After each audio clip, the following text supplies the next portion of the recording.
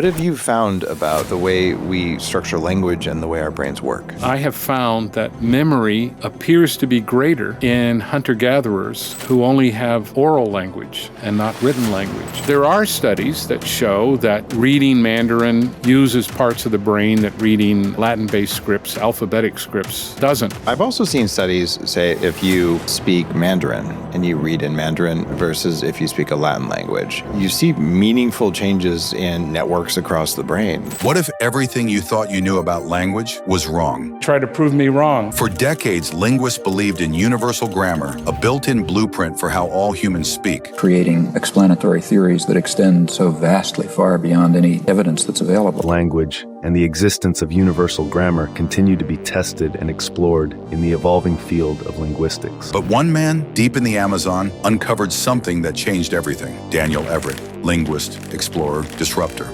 His discoveries shattered the foundations of modern linguistics. He lived with an uncontacted Amazonian tribe for 7 years, unlocking a language with no numbers, no recursion, no past tense. A language so unique, it rewrote the rules of human communication. Now he's taking us beyond language, to the roots of thought, culture, and human cognition itself. I'll define communication as the transfer of information. What makes us human? How do words shape reality? And if language isn't universal, what else isn't? Do you think it's possible that psychedelics drove the evolution of language, the drunk ape theory? You're listening to The Human Upgrade with Dave Asprey. How did language even begin in humans? There are so many theories about language that look at it from the perspective of the development of the brain, from the development of our genetic heritage. But really, for me, the threshold for language is when humans adapted the signs that all animals use. So every animal has to use certain kinds of signs to interpret the world, smells and sights and things. But when humans began to create open-ended symbol systems, that to me was the prerequisite for language. When we could, words are kinds of symbols, gestures are symbols. These are kinds of signs that are created by convention, by cultures, where they agree that we'll call that a dog, and that's a symbol, and we've created that, and somebody comes up with another, well, what are we going to call that? And so we call that a cat. Once we got the ability to start creating symbols, language became possible for the first time. And in my research and working with different archaeologists, I believe that this ability emerged with Homo erectus about 1.5 to 2 million years ago. Wow. That seems to be a little bit further back than some people think mankind goes. Do you ever get critics going, that can't be? Oh, yeah. There are a lot of people who say that can't be, but... And they have good reasons for saying that, but most of it has to do with the fact that they don't believe that Erectus, there are a couple of reasons. They don't believe that Erectus was smart enough to do this, and they don't believe that we have any evidence that Erectus did this. Mm-hmm. But I've argued against both of those counter-arguments in my book, How Language Began, and also with an archaeologist from the University of Liverpool who specializes on Homo erectus. In fact, he's been in the news recently because he found a 500,000-year-old wooden structure constructed by Homo erectus. So they did so many things. Homo erectus was able to do so many things, and we find evidence of symbolism in their very tools, stone tools that last for 2 million years. So I feel fairly confident that Homo erectus had developed some sort of language, and there are basically 3 types of language they could have had, any one of which would have been fine for us, and we actually find all 3 in the world today. Spoken by different groups of people. It doesn't mean they're primitive. It just simply means that they're complicated in ways that English is not, and they're simple in ways that English is not. So they distribute complexity in different ways. But the creation of symbols is extremely complex, requires a large brain, and has a lot of consequences that I think we find in the archaeological record with Homo erectus. I love it that you're willing to go out on just go out there and say it like you see it to be. Yeah. I've had Graham Hancock on the show, who has some other perspectives about how maybe even longer back we went. It just feels to me like we've been very conservative in our belief that primitive people did nothing and sprang out of nothing, and your study of languages supports that. Yeah, when you look at Homo erectus and how the ocean was not a barrier for them ever, there's a lot of evidence that they built boats. In fact, there's an archaeologist in Australia, Robert Bednarik, who has used the tools that they had to construct the kinds of boats they would have needed to go to the places they went, and he has experimented with these boats, and he and other linguists actually have all argued that you can't build a boat without a basic linguistic ability. You're not going to find others building boats. It's a group project, and the group needs to be able to communicate, and that communication has to go beyond signs. Even stone tools of the type that Homo erectus made in the laboratory. There are many archaeological schools that have laboratories where they teach graduate students how to make stone tools, and they find that simply showing them is not enough. In every case, PhD students take hundreds of hours to learn how to make these stone tools, and they need verbal instruction. And so I think that if modern-day Homo sapiens PhD students need verbal instruction, it's highly unlikely that Homo erectus didn't need verbal instruction. You make a pretty convincing case. I've been studying cognitive function and cognitive structures, wrote a major book about it. And I'm familiar with the fact that different languages restructure the entire brain. What have you found about the way we structure language and the way our brains work? Well, there are a couple of things there. One thing is that there's a lot of evidence. It's controversial. Everything's controversial when you're talking about the brain. Yeah. There's a lot of evidence that speaking multiple languages is cognitively valuable, and it increases our cognitive flexibility. It provides a number of cognitive benefits to us. But there is research done by a good friend of mine at MIT's Brain and Cognitive Sciences Department, Evelina Fedorenko, in which she has identified a language-specific network in the brain that isn't in just one part of the brain. It's sort of distributed in different parts of the brain. And in fact, she put me in an fMRI scanner for about 3 hours, testing me on the different languages I speak to, one, determine how well I spoke each of them. She can actually tell this from the images because it shows how much effort was put into it and how well that section of the brain. So if you don't speak a language really well, that language network part of the brain doesn't light up very well because it's not in control. If you are tested on your native language, it's lit up really well.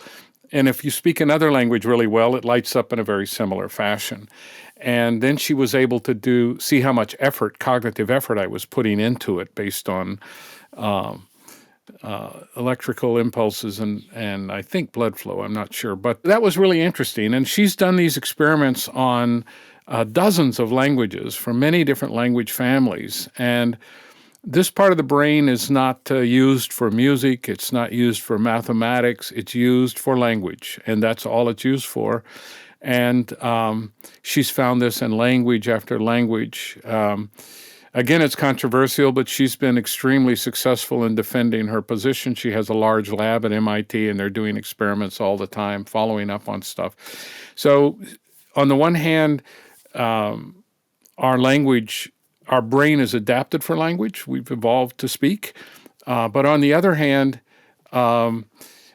learning multiple languages just seems to make us smarter in some way. Just in overall, there are no downsides and only upsides to learning multiple languages. That's one reason that my kids speak more than one language, and I don't particularly well. A little bit of Spanish in there. That's great. That's a great gift from a parent to a child. I've also seen studies say if you speak Mandarin and you read in Mandarin versus if you speak a Latin language, that you see meaningful changes in networks across the brain. Have you compared those to some of the other more unusual languages you know? Well, I haven't done this research myself, but reading Mandarin is very different from reading Latin-based languages because the writing system is based on a very different kind of principle. There are ways in which Mandarin is much more difficult to learn to read, but there are other ways in which if you know how to read Mandarin, I don't, unfortunately, you could really translate any language into that writing system. So it's an extremely accommodating writing system. And there are studies that show that reading Mandarin uses parts of the brain that reading Latin-based scripts, alphabetic scripts, doesn't. But once again, whenever we're talking about the brain, there will be studies in conflict. Your work on probably the most unusual language in the world kind of blew some minds. Can you tell me a little bit about that language and how it works and why it's so different? Yes. In 1977, I was sent to a group of people in the Amazon. I was 26, called the Pirahã. They actually call themselves the Hiaichehe, which means the straight ones. And we are Awe, which means the crooked ones, the bent ones. So they're very ethnocentric. They have a very high opinion of themselves, as most of us do.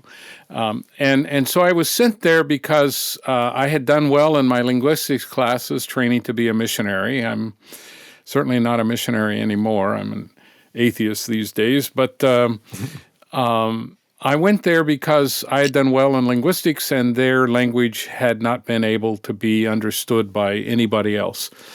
And my wife and I and our 3 small children went there. We started learning the language, and indeed it blew my mind because although we were learning to speak it, I still couldn't believe that it had some of the things it had and that it didn't have some of the things I expected it to have. And so the thing that has made it so controversial is my claim that they don't have a property called recursion in the language.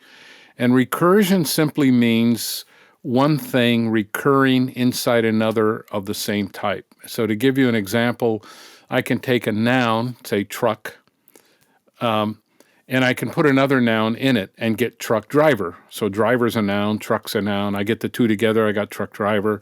That's recursion. If I have John saw Bill, that's a simple sentence.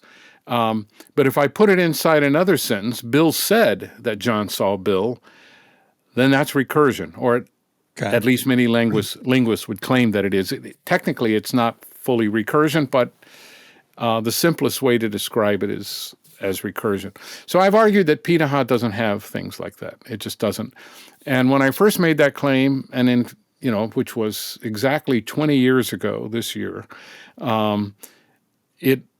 it provoked a torrent of criticism and attacks on me because Noam Chomsky had just said, this is the crucial ingredient to language.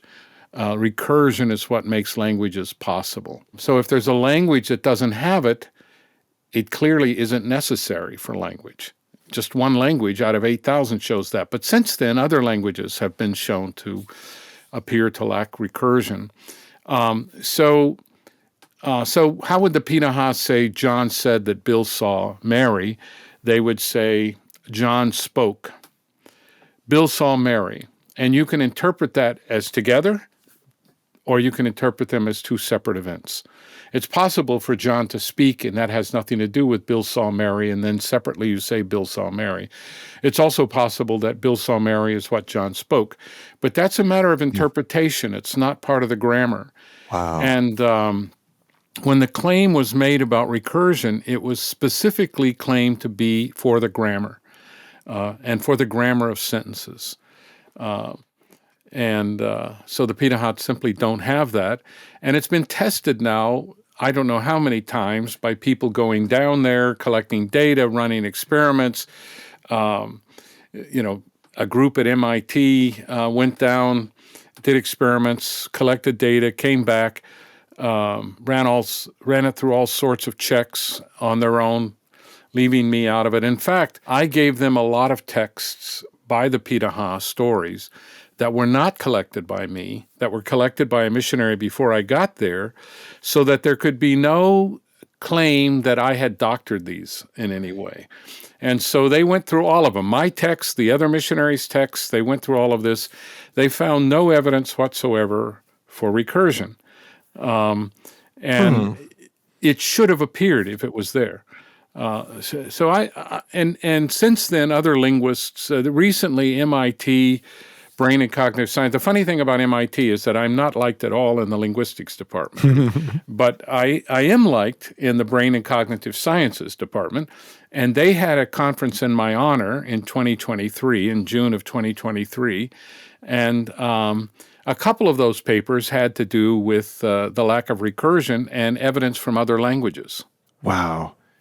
So outside of academia, most people would never know about this debate.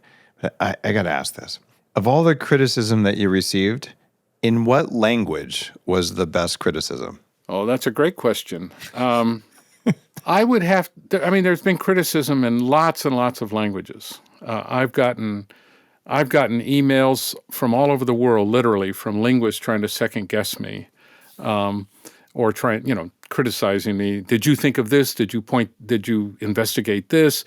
Those are good questions. And I answered them all to the best that I could. But the criticisms that most bothered me were all in English, and it's not because they were good criticisms. It was because instead of saying that he should have looked at this, we've done more research and we found this, they said he's got to be a liar, he doesn't know what he's talking about. And William James had something to say about this over 150 years ago. He said, when a new idea is presented or a contradiction to a theory, the first reaction is he doesn't know what he's talking about. Yep. The second reaction is he's lying. And the third reaction is we already knew that. The story of biohacking. I've been through all of these. These are very common criticisms that I have.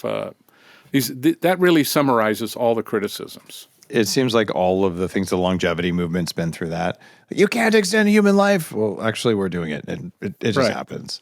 I'm still fascinated by the ways that we could possibly use language to transform or improve our cognitive function. And one of the things you might say is, well, let's just learn a language as an adult. How do adults learn language quickly? Well, I do demonstrations, and I've done them all over the place, called monolingual demonstrations. You can find me doing these, for example, for the Linguistic Society of America at the University of Michigan about 10 years ago on the internet, on YouTube. And what I do is I have a speaker come out who speaks, I don't know what the language is. I make sure they don't tell me what the language is. And I have a bunch of props in front of me, things from nature. I don't use manufactured things because sometimes those can be borrowed words. They're not native words. But usually if you have rocks and water and sticks and leaves, things like this, you're going to get, or fruits from that region. It doesn't help to have an orange if it's not where their language is spoken. So then, to make sure there's no language in common, I switch to Pirahã. And I start speaking to them in Pirahã. They, of course, have no idea what I'm talking about. But I get them to give me the names for objects, and then I start doing things with the objects and get them to describe the actions. And then I might sit down and stand up. I might take a stick and hit myself, and then take the stick and pretend like I'm hitting them, and get descriptions of all of this. So what that demonstration is supposed to show is that within 25 minutes, speaking no language in common, I can figure out more or less the broad principles of the grammar, how it works. I can identify those words. I can tell you a lot about the sound system of the language. And, if you keep this up, and so I only do it for 25 minutes, then I turn and talk to the audience for about 30 minutes. And when you do this for a group of linguists, most of them are following what you're doing. So, but it's more fun to do it with people who aren't linguists because it almost seems like magic, but it's not really that hard. Once you get the basic principles. And I think that the key ingredient is to make sure you're around the speakers of that language, that you immerse yourself in this language if possible. You can learn a lot from books and tapes and videos and things. There's so many more tools available today than there used to be. And I met a girl on the streets in Brazil one time in Porto Velho, and she came up to me, and I don't look very Brazilian, even though my Portuguese, I think, is about as good as my English. I don't look very Brazilian. So she came up to me and started speaking in perfect English. And I said, wow, where did you learn your English? And she said, well, I just take a course down the street here, and I read a lot in English. And that's okay for being able to read English, but she spoke it so well, and her pronunciation was so good that I was really amazed. So she had never been around that many English speakers, and she mastered the language really well. So although I think it's desirable to be around native speakers, I can't forget that young woman in this city in Brazil who had never been around native speakers and was speaking the language really well. So you need to want to do it. You need to, if possible, be around speakers. You can't simply go to bed at night listening to a tape and wake up in the morning speaking the language. But human creativity is an amazing thing, and I would never tell people what can't be done, because anytime you do that, you're in very dangerous ground, because everything that can't be done at one time is done fine now. Yeah, it's a pretty dangerous thing to say you can't do something. In my world, that just means you haven't figured out how to do it yet. Right. I'm remembering a story from my childhood. My father worked for one of the 5 national laboratories funded by the government doing deep research stuff. And one of his colleagues was a Jesuit priest who spoke 9 languages. And he came in for the interview to be a computer programmer. And they said, do you know the computer language? And he said, no, but I know 9 languages. How hard could it be? So he went home and read the book on it, came back the next day and wrote out all the code on paper the way you would back then with punch cards and all that. Yeah, right. and they gave him the job, and he was a very good developer because language had taught him how to structure his thinking so much that he's like, this is a really easy language because it follows consistent rules, and no other language I speak has rules that you don't break. Do you find that your thoughts are different because you can do this? I think they are. There are a number of reasons why I think they would be. First, you do structure your thoughts differently when you're speaking in another language. You use different words. You have to be careful when you say that words affect the way you think. There are experiments that actually show they do. So when you do speak another language, if you're in an experimental situation where you have to think fast, people from different languages perform differently. If you give people plenty of time to think, that effect starts to diminish. But if you speak more than one language, you have different resources you're calling upon. You have different words. You have different structures. You have different cultural meaning, because to learn another language is also to learn something about that culture, and each culture has its own way of understanding and solving the same problems. This is one of the exciting things about learning other cultures and learning other languages, that you learn new solutions to the same problems and also to new problems. You increase your versatility. It's like a musician that knows how to play several different instruments. They can be much more effective as a studio musician, for example, than somebody who just plays one instrument. But it's a marvelous effect. There's something called the Whorfian effect, which is based on the work of Benjamin Lee Whorf of about 100 years ago, about how languages affect the way we think. I've been fascinated with how we use language to communicate about how to think. Not the structure of language, but I've been studying at various monasteries with gurus all over the world, and they're trying to describe a felt state. And they'll say, sit here, close your eyes, visualize the Buddha, think about the number of leaves. And they're trying to get you to do something inside your brain that feels a certain way. Or another guest on the show from Harvard was Daniel P. Brown, who translates Sanskrit cave meditation texts from the 13th century into English cool. for people. In my practice, I do it with electrodes on the brain to just say, well, do more of what makes the sound louder.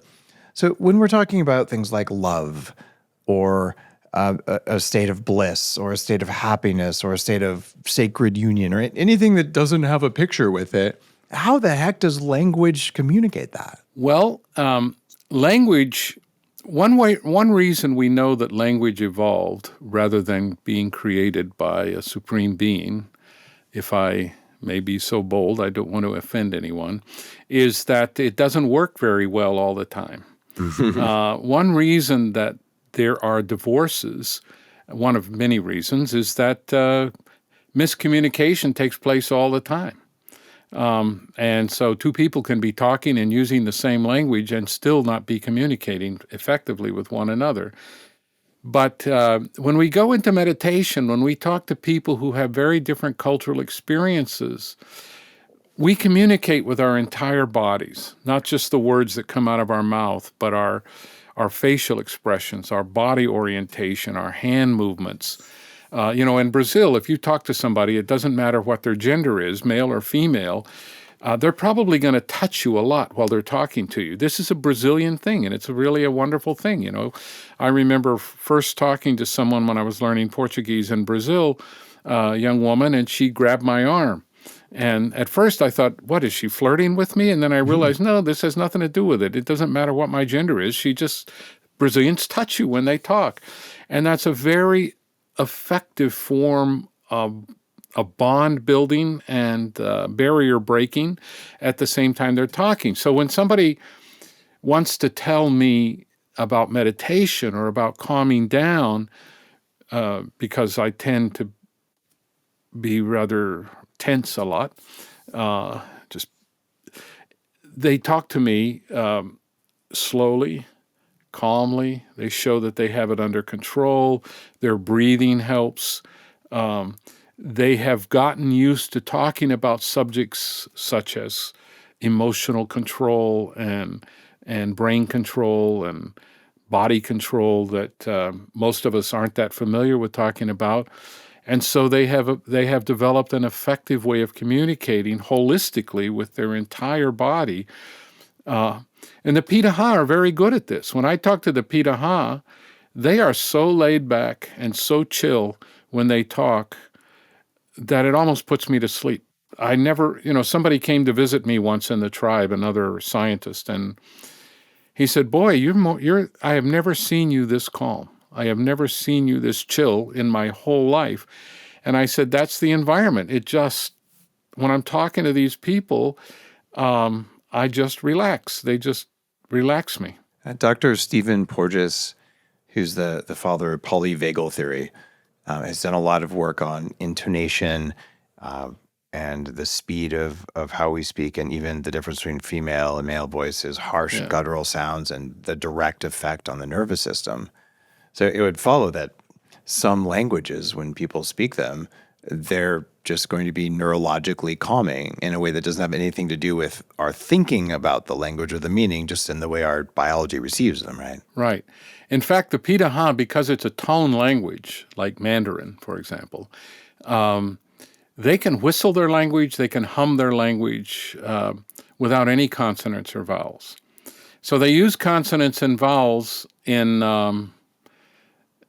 many different speech settings. But if they want to be intimate, they're humming to each other. They're sitting in a corner, usually mothers and children or fathers and children, but often young couples and older people. I mean, they sit in a corner and it's sort of like whispering, but it's humming.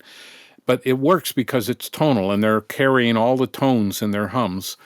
And I've watched mothers pick their child up and start humming something about it's time to go to sleep, and the child just falls to sleep. I mean, it's just like, I almost fall asleep when I watch them do it. It's so relaxing.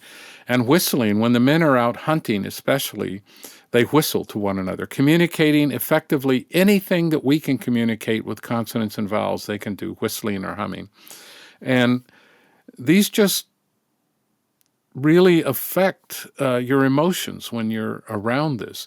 Also, they laugh all the time.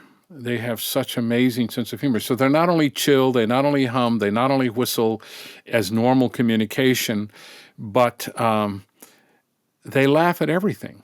I mean, not in a nasty way. They don't laugh at people, but they just find life fun, and they're often laughing. So this immersive experience has, I think, added years to my life. Wow. Okay, if Pirahã, if I said that right, Yeah. is a language that's going to make you just calm and maybe a little bit joyful, what language would make someone have the best memory? Well, many languages of hunter-gatherers and others are not written down. And one of the drawbacks of literacy is that we place the burden that hunter-gatherers have to place on their memory, we place in the written word. So I have found that memory appears to be greater in hunter-gatherers who only have oral language and not written language. So they have to remember all these stories. So it would be like remembering large passages of the Bible, for example, if you were a Christian, or the Torah or the Quran. And some people try to memorize large sections, but in hunter-gatherer societies, to know the stories of your ancestors, to know the stories that are important, there's no choice but to remember them. And you hear different people tell the story, they tell it the same way, because this is part of the way the language operates. There's no other sub-language like writing to throw it off on. So in that respect, there is an advantage to not having a written language. There are a lot of disadvantages outweigh the advantages in a modern technological society. But if you're a hunter-gatherer society, having increased memory is very important for your survival. So increasing memory works, and there are ways to increase working memory, at least, with some brain training things that I've written about, but they're not language based. One of the biggest challenges that I have in my weird neurological we'll call it post Asperger's wiring, I do not have a sense of cardinal direction, innate directions whatsoever. Right? Can you tell me about some languages that unusually use spatial awareness? Yes, this is very common. You know, when I was first working with the Pirahã, and they're by no means the only language like this, I was trying to get some terms that we might use in English. You know, our absolute directions are north, south, east, west, southeast, that kind of thing, which I have to say, most English speakers, if I were walking down the street and I said, let's turn north, very few people would know what I'm talking about. So the Pirahã, what they do is they live by a river, and they know which way the river flows. And they always know where the river is. They remember this. So when you're walking with them in the jungle, they will say, turn upriver, or they will say, turn away from the river, or turn towards the river. And so when you take a Pirahã out to another place they've never been before, the first thing they want to know is, where's the river? And I have taken Pirahã out for medical treatment. And I took this guy, he had cirrhosis of the liver, he really needed to see a doctor. So we flew out of the village. I took him to my rented house in the city, and then I said, okay, now I'm taking you to the hospital. So we got into a car, and we drove him to the hospital, and he said, yeah, but I don't want to stay here. And I said, well, this is where the doctor is. I don't know how to help you. The doctor knows how to help you. He said, I don't want to stay here. I said, let's just try it for tonight and see what it's. I'll be here first thing in the morning. And so I left. The doctor was with him. But at about 5 a.m, there's a knock on my door, and I open it, and here's this Pirahã man with the hospital gown all open in the back with no underwear or anything. And he's walked almost 20 miles during the night from that hospital to my house, and he's never seen these places before in his whole life because he knew where the river was, And when he saw my house, he immediately mapped it out relative to the river. And then when I got him to the hospital, he mapped that out relative to the river. So he just walked from the hospital to my house, having only seen them one time. And that was fairly astounding. Barefoot, half naked with just a hospital gown on, he made it. And so I didn't make him go back to the hospital. I said, if you don't see the doctor, you could die. He says, well, then I'll die. And Wow. so I took him back to the village. Did he die? Yep, he died about a week after we got back.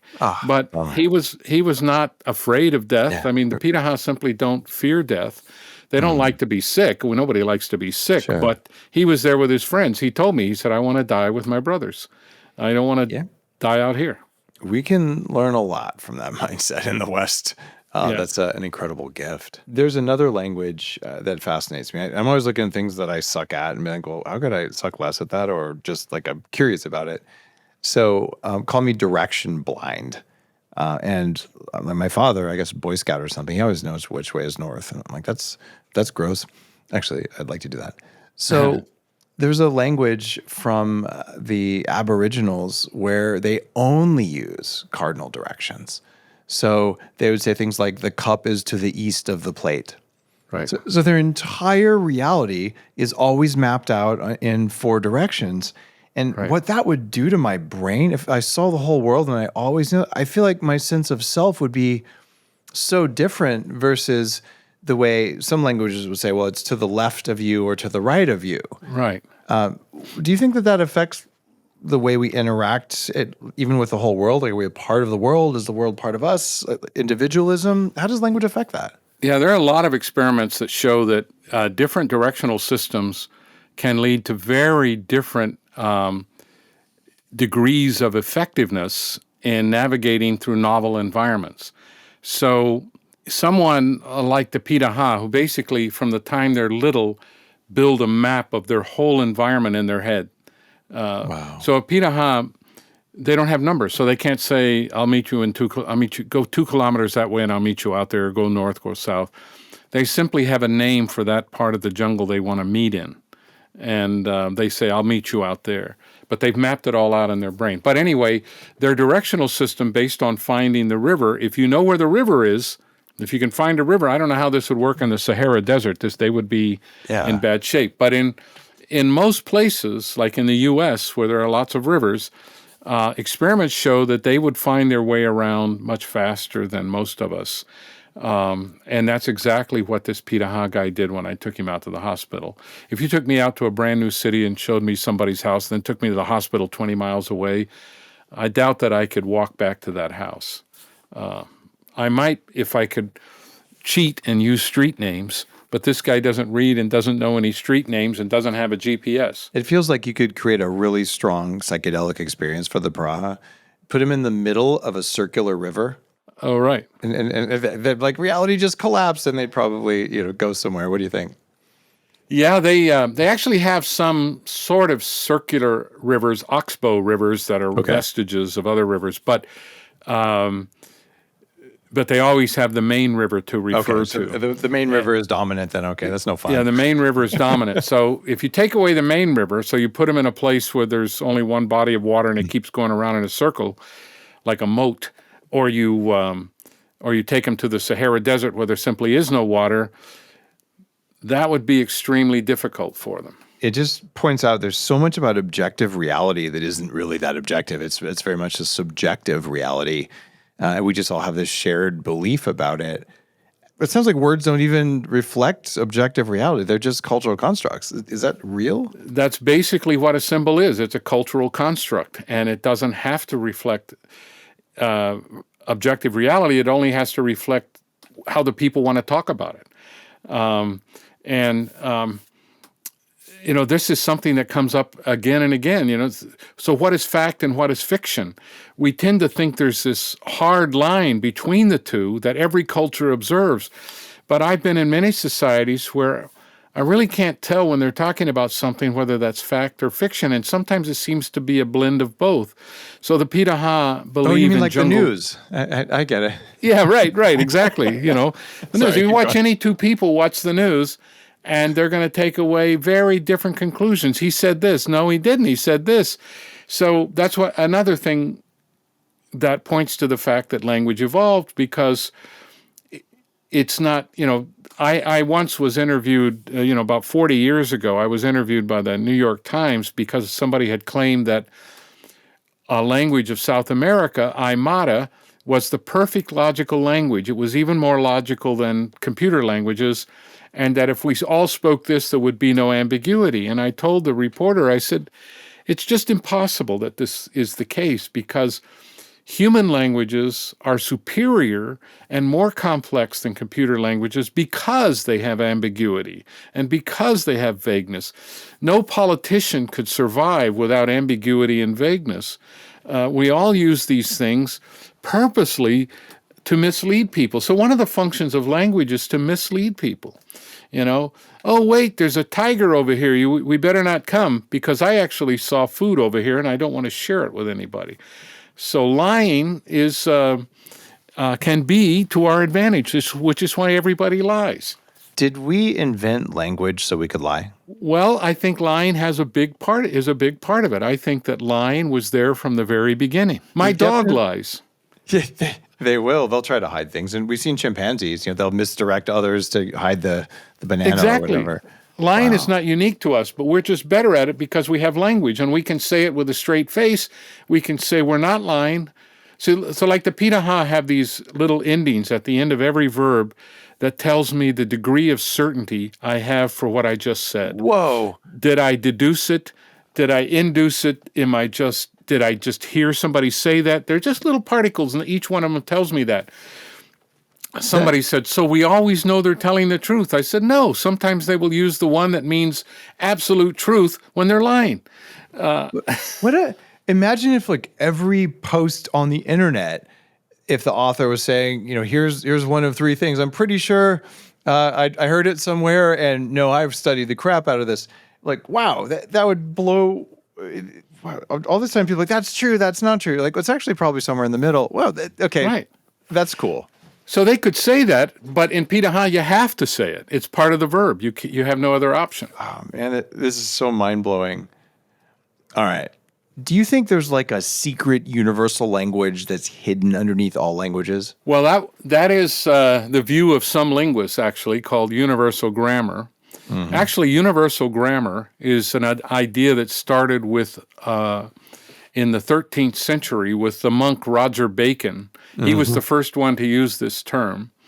And what he meant was that there are logical principles that languages have to follow. He didn't mean it's biological. He just meant that it's logical.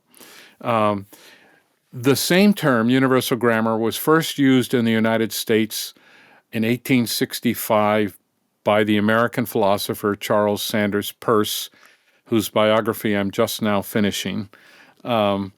And he meant the same thing by it that Roger Bacon meant, and he actually gives Roger Bacon the credit for the idea, that we have symbols, and they can only be arranged in certain ways. So in that sense, we're all humans are bound to a certain logic, but that logic is not totally tight. I mean, it's just a sort of a loose framework.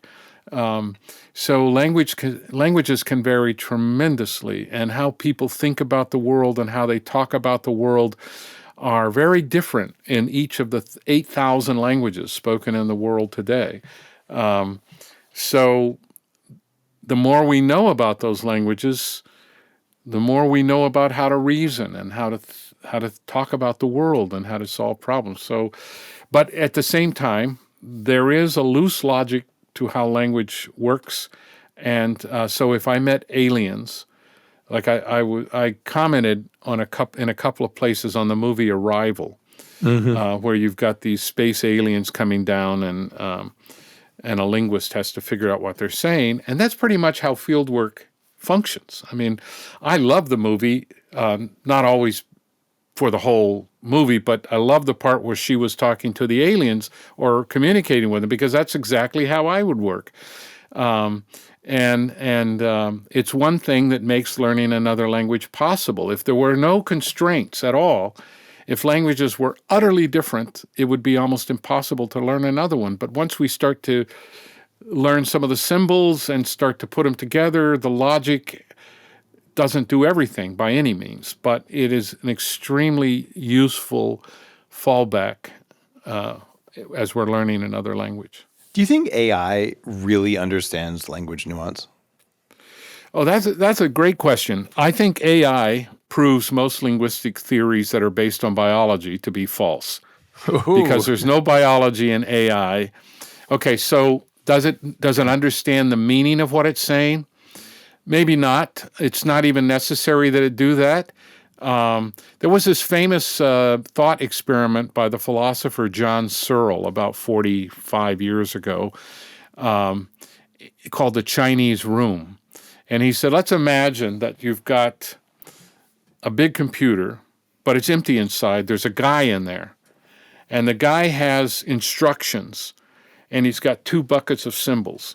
And it says, if you get a symbol that looks like this, some squiggly little line, then put out of the opening, which turns out to look like a mouth because he doesn't know he's in a big robot head, put out this other symbol. And the guy starts doing that, and he gets really good at it. And pretty soon, and he doesn't know that he's taking Chinese and putting out English. Pretty soon, he's so good at it that nobody can tell, everybody thinks he speaks Chinese. But does he speak Chinese? Well, you can't say he really understands Chinese, but he's doing a really good job. So when Alan Turing proposed the Turing test, he thought that if a computer could imitate a human well enough, we'd have to say that they were thinking like a human. But AI today and John Searle's 45-year-old thought experiments show that it doesn't matter if they're doing it the way we do it. They're doing it. I use AI all the time, not, to combat it in the classroom. I always give written essays. I don't allow any electronic devices, and I have weekly essays that have to be written with pen and paper, and my students think they're going back another century. But for now, if I were really creative, but I do have them do some AI assignments. It's not like AI is bad for you; it's very good for you. But so I don't think it's relevant to ask whether it's doing this exactly like a human would. It's doing it really well. And if you say that it's only possible to learn a language in a way that AI does, based on a biology, that's just wrong because AI has proven you don't need any biology to do that. Do you follow Project SETI with understanding language in whales? I have read quite a few of the different reports on language in whales, yeah. I attended a presentation by one of the researchers in Switzerland recently, and it's incredible. They've decoded major portions of the clicking language in whales, all using AI. And again, does the AI understand anything? We don't really know. But it can tell you when the whale clicks this way, they're talking about that the one over there who's named click, click, click.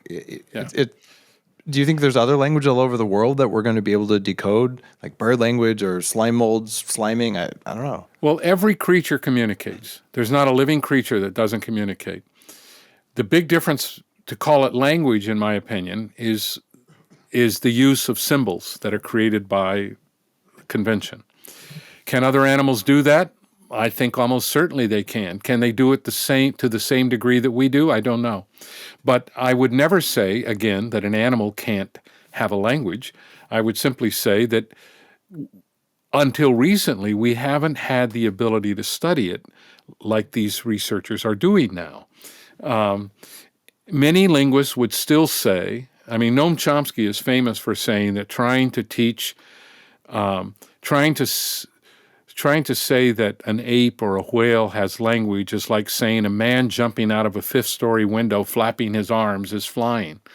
But that, although it's funny, doesn't have any real basis, because if you can show that these whales are using symbols, and it's almost certainly the case that they are. My dog recognizes symbols. And there are certain words that all my dogs, so they can learn them. They don't seem to create them, but whales do seem to create them.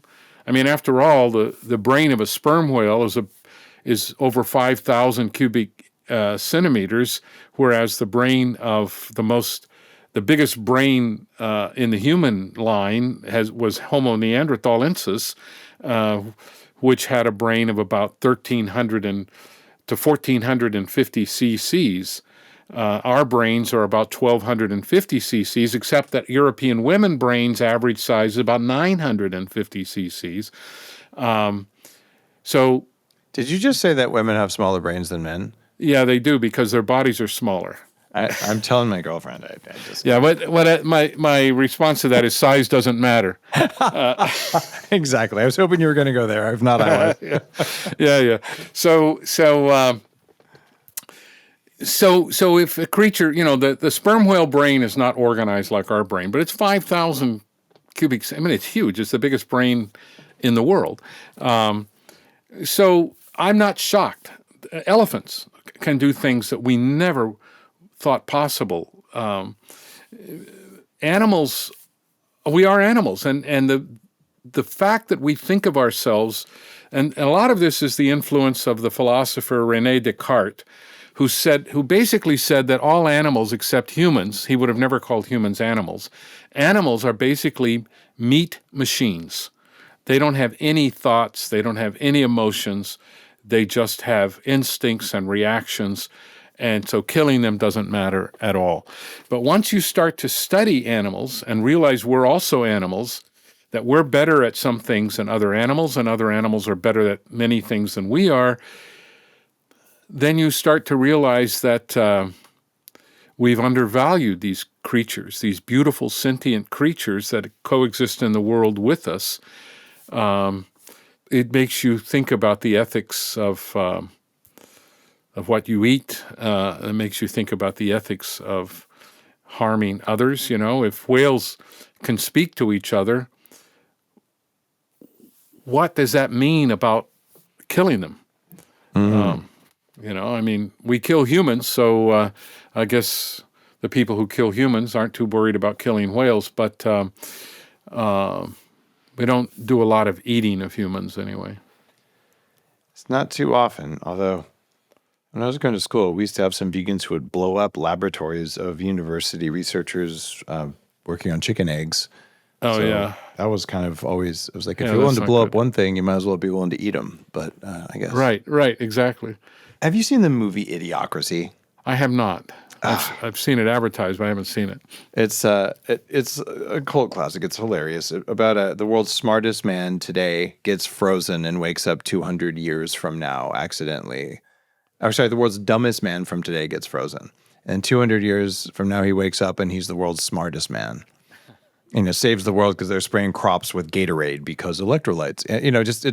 It's a sort of a commentary about how generation by generation we seem to be getting dumber. What I'm curious is, if I froze myself and I could wake up at some point in time, how long could I go before I wouldn't recognize English anymore?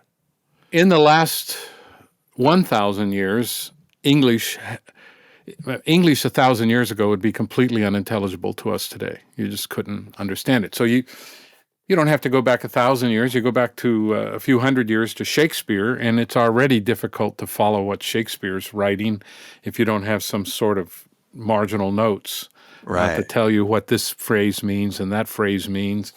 So many words fall out of use and other words come into use, but languages are always changing. And so English and German used to be the same language. In fact, English and French 6,000 years ago, 6,500 years ago were the same language. And we can tell that by different things. So language changes. Each generation has new words and new expressions. So in 100 years, you would understand, but you would lose a lot of the thread of things that were being said. I mean, I have grown grandchildren, and if we take just the textual language, text language, I don't understand half of what they text me. I have to write back and ask for an explanation because language is changing, becoming more visual for them. Emojis are becoming part of language. So we have these two modalities. When I speak to them, like my granddaughter, who is one of the smartest people I know. She's a senior in high school. She graduates this year. She's always using words I don't know what they mean. And, I consider myself to have a good vocabulary. I write books. I read all the time. But she's always using words from her generation that I don't understand. And I have to ask her. And she said, "You don't know this?" Yeah, that's So that's I suspect that if I went to sleep and woke up in 100 years, I would have a hard time following a conversation. I agree.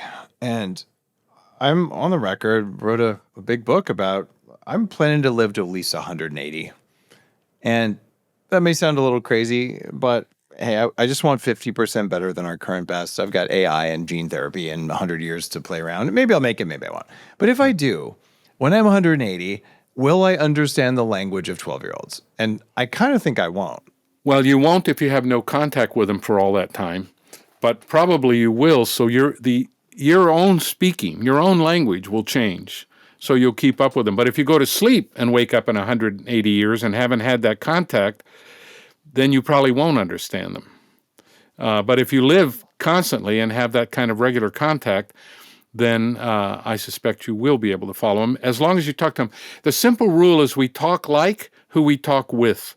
And if you stop talking with a particular group of people, you're going to stop talking like them. And if you stop talking like them long enough. So many years ago, there was a study by the founder of sociolinguistics, William Labov, at the University of Pennsylvania, who showed that African-American dialect or language of the inner city and the surrounding white language of the suburbs were becoming so far apart, it was really difficult for them to talk to each other.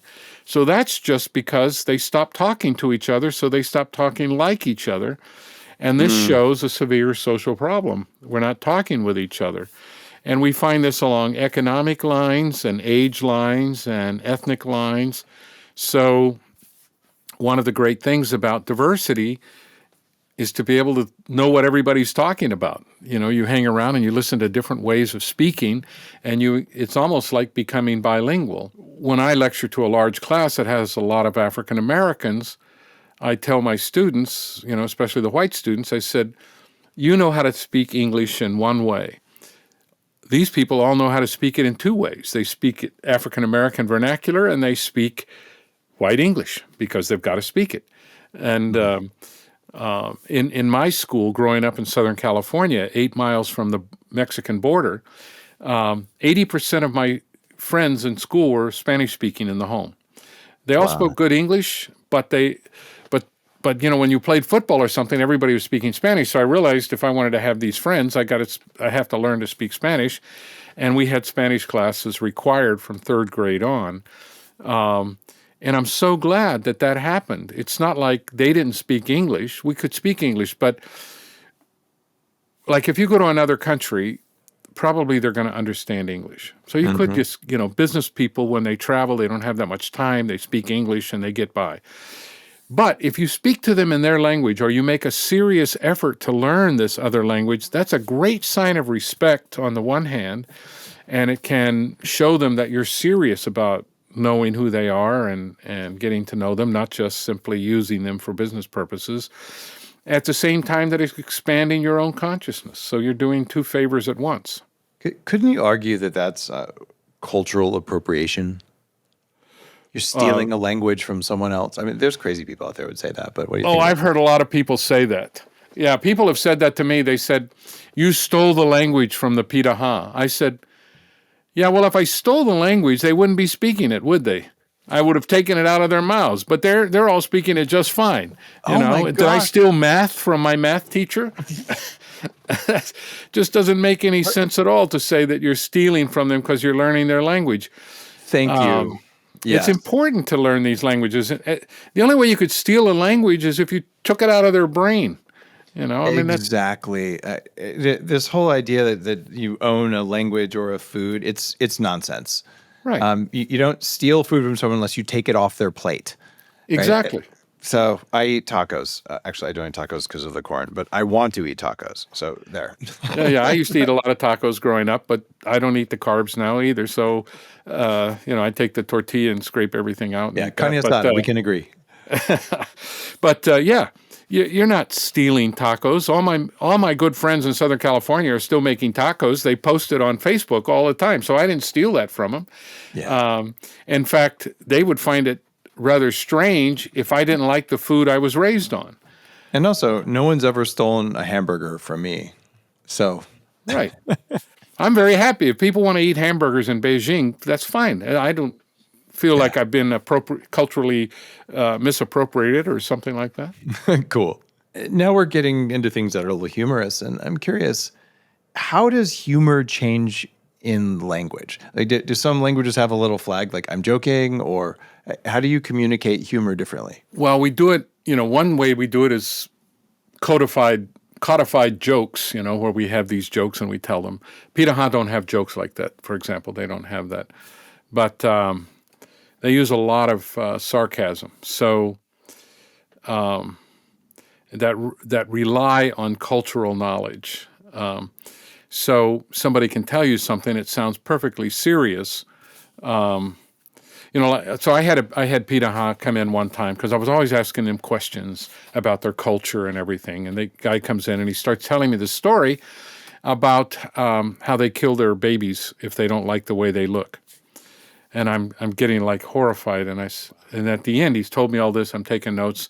And I said, "You kill your babies?" And he bursts out laughing and he says, "Who would kill their babies? That's the stupidest thing I ever heard of. You believe that?" No, he said, I like these guys already. Yeah, so yeah, they're very funny, and they like my gullibility, because they know I'm there studying, and I take it all seriously. So they teach me bad words,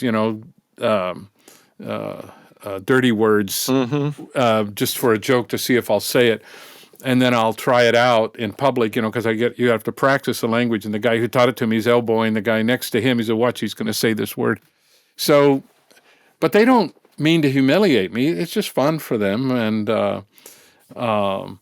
we change our intonation a little bit. We change our facial expressions. But if you're really good at telling jokes or making people laugh using sarcasm, you act like you're being serious. It's only when they realize the absurdity that they've been taken in that it becomes funny, both to you and to them if they've got a good sense of humor.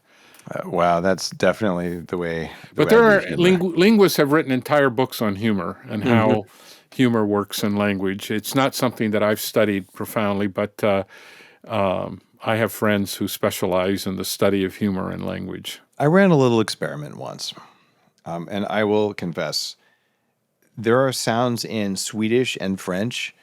I don't think my brain processes them right. You can say the word to me, and I'll say a different word back. And it's driven me nuts. And I used to have auditory processing issues. I've done a bunch of retraining of my ears to be able to hear things I couldn't hear before. And to this day, it's still very difficult for me compared to what it used to be. And I'm like, what is going on here? And so I said, all right, I'm going to see if I can fix this. So I took an infrared laser that penetrates the skull and stimulates brain function. And I put it above my left ear over the language processing center in my brain. Right. And I ran it, supposed to be for 2 minutes. I'm like, I'm a biohacker. I'll do 3. And then I tried talking, and I spoke in garbled sentences. And it freaked me out because I made my living at the time on stage talking about cloud computing and security and encryption and all that kind of stuff. All right. I'm going to be broke. And it took about 4 or 5 hours. I'd overstimulated my language processing center, which is probably good in the long term. We don't really know. And I returned to normal. I still don't hear the sounds very well. But what do we learn about language from people who have brain injuries? Well, we learn quite a bit. In my book, How Language Began, I have 4 chapters on the brain in which I go into healthy brains and brains with different kinds of problems and what these things teach us. We have the famous story of Phineas Gage, who had the rod go through his brain and do severe damage, but it changed his personality, but not his linguistic abilities so much. We find other cases. There was when I was at the University of Pittsburgh, we had a fellow who had a PhD in neurology and a PhD in computer science, and he worked with aphasics. And he had a guy who had a type of aphasia where he could only, any new noun, he could only think of the word Reagan, because Ronald Reagan had been the president. Wow. So you would show him a picture and the guy of some object, new object, and the guy says, I know this is not it, but I want to say that's Reagan. And he would start crying because he knew he wasn't saying it right, but that's the only word that he had. And so we learn about language being so compartmentalized in some ways that, there's the sound system, which, is important. There's the meaning system, which is important. There's the word structure system that's important. There's the mental dictionary that's important. And we find that damage can be done to each of these areas so that... But when you're learning new sounds, there's this field called articulatory phonetics, which is essential for the field worker because you're going to wind up going into a language that nobody's ever studied before. So you need to know the kinds of sounds that the human vocal apparatus can produce and how it produces them. And once you start to study that, if you listen to it, you say, okay, that sound is the tongue is doing this and the lips are doing this, and the teeth are doing this, and the nasal openings, pharyngeal opening is doing this. And so you can then sort of piece together how the sound is made. And nowadays with computers, you can actually look at the waveform of the sound and take away all the problems of your ears and say, okay, now I know how this sound is made. You practice it, and you can say it. But that requires practice, and we form habits. This is one of the most fundamental things about being alive. Every creature forms habits, and we form habits, and one of the habits we form is producing sounds in a certain way, and only a certain range of sounds, and hearing sounds in a certain way. But this isn't limited to language. People who can distinguish a wide variety of tastes of wine, sommeliers, for example. I'm not sure what I think of all the adjectives they use to describe wine. I never taste Edam cheese in a wine or something. Anyway, but they learn definitely by practice to discriminate the different tastes. Or a musician learns by practice to listen to a song and tell what chord it's in, what key it's in. So all the things that can be perceived, real, like fictional elements like unicorns, and fictional elements like unicorns, and all the real things, Charles Peirce called the phaneron, all the things that can be experienced. And he said that one of the great points of education is to learn to discriminate the aspects of the phaneron. So he learned to discriminate wines. He learned many languages. He learned many fields of science. He did all of these things partly because he wanted as a goal to discriminate all the things that happen to us in experience. And most of us just ignore the bulk of that. There's all this background noise that we don't pay attention to because it's really hard. We have to ignore most of what's in our environment in order to focus on what's most important to us. And this is hard. But at the same time, we can do better. We can learn to start discriminating those things we've always been ignoring and learn about the sounds of Swedish, or learn about the trilled R of Spanish, or the uvular trill of German, all the different sounds or the tones. Some people told me I'll give them examples. So in Pirahã, the word for ear is awe, and the word for skin is awe, and the word for hand is awe, and the word for foreigner is awe. So you've got to hear the tones. And somebody said, oh, that's impossible. You must have to be born learning that. I said, can you carry a tune? If you can sing anything, that means you can discriminate the tones. In fact, English uses tones also, but we use it in intonation, rising intonation, falling intonation. What's difficult is having the tones on each individual vowel. But it's not like we don't do that in English. It's just that we don't do it in the same way. So we have to train ourselves, and this is one of the things that having new experiences does for us. It breaks our old habits and helps us form new habits and powers of discrimination. It feels like that's a relatively easy thing to train if you just make a video game. Like you can only shoot, rockets at the bad guys if you hear the right away. Right. It's things like not that. like it's conceptually difficult. Yeah. It's just we don't do it. Right. So video games are great. We have so many new ways with electronics and AI and YouTube. When I was playing in a rock and roll band, you listen to the song and you figured out how to play it. But now you just go to YouTube and somebody will actually show you how to play it. And there's nothing wrong with that. That doesn't mean you're a worse. If you can play it and you can play it well, I don't care how you learn to play it. So we have all these extra tools that help us do things now that were much harder or impossible for us in the past. It's so beautiful to think what we can do, and it seems like social media may go in the opposite direction. I've got one more question for you. Do you think it's possible that psychedelics drove the evolution of language, the drunk ape theory? Well, it's possible. I've read theories that it did contribute, and I was recently at a series of meetings in Europe with people from the European Research Council talking about a form of psychedelic that has been developed recently that can take away a person's concept of their self. Oh, wow. And it's very effective for certain kinds of therapy.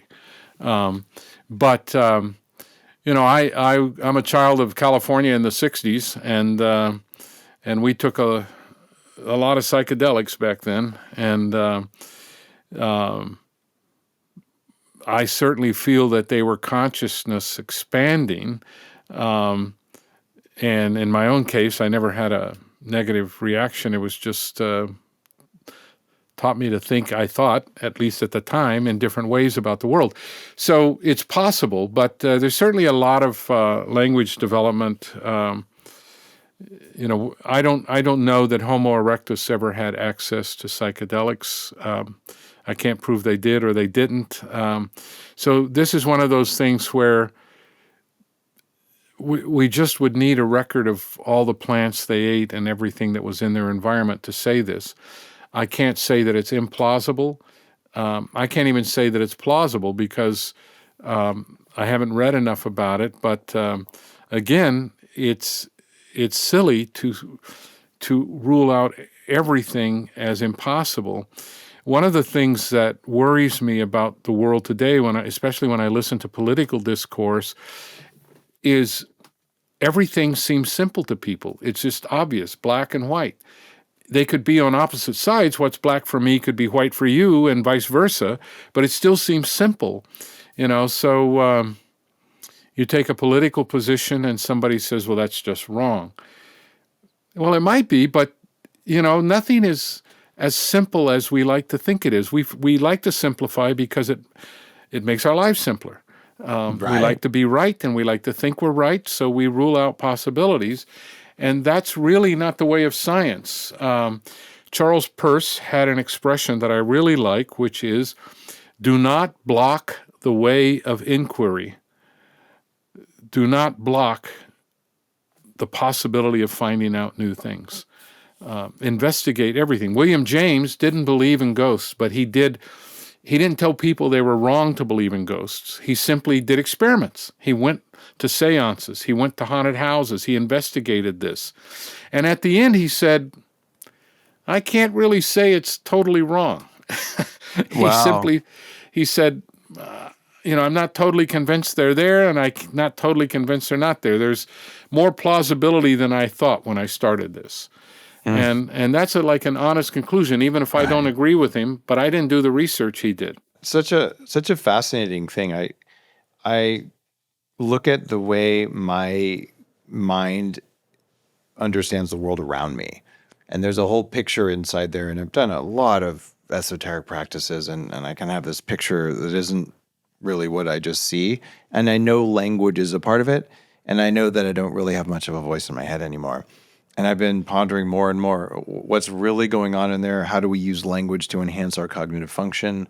How do we transform language to transform the way we see the world? And I think the work you're doing, finding the biggest outliers out there in language and studying them, it's so fascinating and it's so unusual. And I really thank you for just your life's work and your curiosity, relentless curiosity, and for sharing it.